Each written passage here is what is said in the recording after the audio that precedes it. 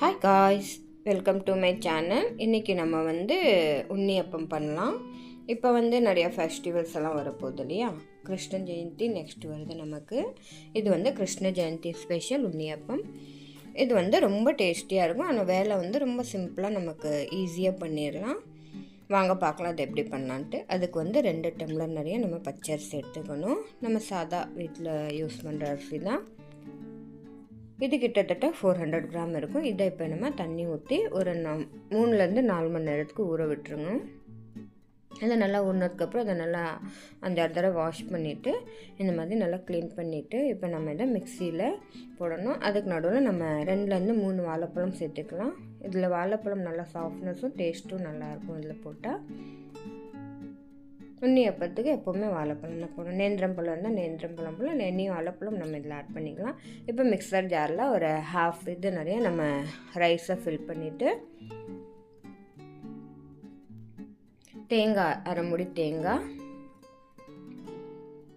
100 gram வெல்லம், வாழைப்பழம், ஜீரா அரை டீஸ்பூன் போட்டு 1/4 டீஸ்பூனோட கம்மியாக உப்பு ஆட் பண்ணணும். இப்போ இந்த எல்லா மாவுக்குமே நம்ம இவ்வளோ தான் உப்பு சேர்க்கணும். மற்றபடி நம்ம இப்போ 400 கிராம் ரைஸ்க்கு 300 கிராமுக்கு மேலே நம்ம இது போடணும், வெல்லம் போடணும். இப்போ நம்ம எல்லா மாவும் இதே இதில் அரைச்சி எடுத்துக்கணும்.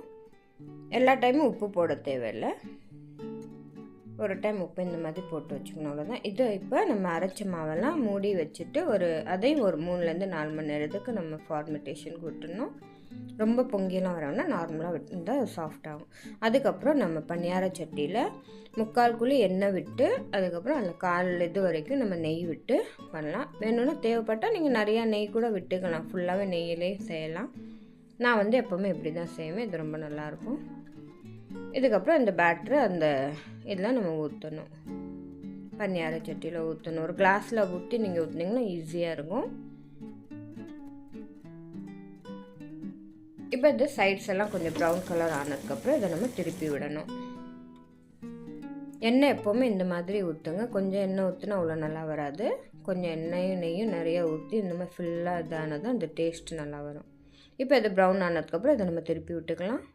ஃப்ளேமை மீடியமில் வச்சுக்கணும். இப்போ இது ஒரு 2 நிமிஷத்துக்கு அப்புறம் இதை நம்ம திருப்பி பார்க்கணும். இது கொஞ்சம் இதே ஈவன் கலரில் இருக்கணும். ஆப்போசிட் சைடும் கொஞ்சம் ஒயிட்டாக இருக்குது. இன்னும் கொஞ்சம் நேரம் இது வேகணும்.